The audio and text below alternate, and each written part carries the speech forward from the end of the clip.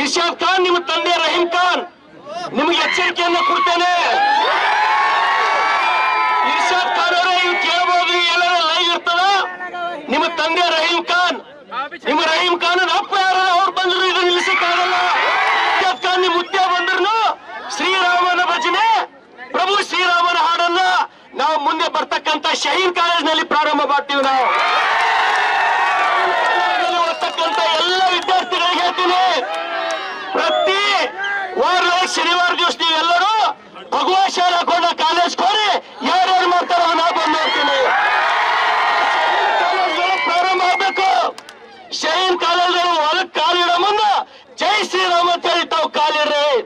ನಾನು ಸರ್ಕಾರಕ್ಕೆ ಎಚ್ಚರಿಕೆ ಕೊಡ್ತೇನೆ, ನಿಮಗೇನಾದ್ರೂ ಮಾನ ಮರ್ಯಾದೆ ಇದ್ರ ನಮ್ಮ ಹಿಂದೂ ವಿದ್ಯಾರ್ಥಿಗಳ ಮೇಲೆ ಸುಳ್ಳು ಕೇಸನ್ನು ಏನ್ ದಾಖಲೆ ಮಾಡಿದ್ದೀರಿ, ನಿಮಗೆ ಕೆಲವೇ ದಿನಗಳ ಗಡುವು ನಾವು ನಿಮಗೆ ಕೊಡ್ತೀವಿ. ಈ ರೀತಿ ನಿಮ್ಮ ದುರ್ವರ್ತನೆ ಬೀದರ್ನ ಈ ಶಾಂತಿ ನೆಲದಲ್ಲಿ ತಾವು ಶಾಂತಿ ಭಂಗ ಮಾಡ್ತಕ್ಕಂತ ಕೆಲಸ ಮಾಡ್ತಾ ಇದ್ದೀರಿ. ಹಾಗಾಗಿ ಈ ನೆಲದ ಒಬ್ಬ ಜವಾಬ್ದಾರಿ ವ್ಯಕ್ತಿಯಾಗಿ ಈ ಸರ್ಕಾರಕ್ಕೆ ಮುಜುಗರ ತರ್ತಕ್ಕಂತ ಕೆಲಸ ರಹೀಂ ಖಾನ್ ಮತ್ತು ನಿಮ್ಮ ಪುತ್ರ ನಿಮ್ಮ ಬೆಂಬಲಿಗರಿಂದ ನಡೀತಾ ಇದೆ. ಹಾಗಾಗಿ ನಾನು ನಿಮಗೆ ಎಚ್ಚರಿಕೆಯನ್ನು ಕೊಡ್ತಾ ಇದ್ದೇನೆ.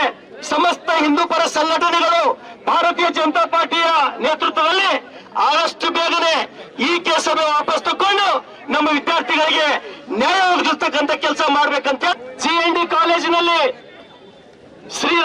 ಪ್ರಭು ಶ್ರೀರಾಮನ ಹಾಡನ್ನ ಹಾಡಿದ್ರು, ಪ್ರಭು ಶ್ರೀರಾಮನ ಭಜನೆಯನ್ನ ಮಾಡಿದ್ರು ಅನ್ನೋ ಕಾರಣಕ್ಕಾಗಿ ನಮ್ಮ ಹಿಂದೂ ವಿದ್ಯಾರ್ಥಿಗಳ ಮೇಲೆ ಅನಾವಶ್ಯಕವಾಗಿ ಹೊರಗಡೆ ಬಂದಂತ ಗೂಂಡಾಗಳು ಹಲ್ಲೆ ಮಾಡಿ ನಮ್ಮ ವಿದ್ಯಾರ್ಥಿಗಳ ಮೇಲೆ ಕೇಸನ್ನ ದಾಖಲೆ ಮಾಡಿದ್ದು ಬಹುತೇಕ ಇದನ್ನು ನಾನು ಈ ನೆಲದ ಶಾಸಕನಾಗಿ ತೀವ್ರವಾಗಿ ಖಂಡನೆಯನ್ನು ಮಾಡ್ತೇನೆ.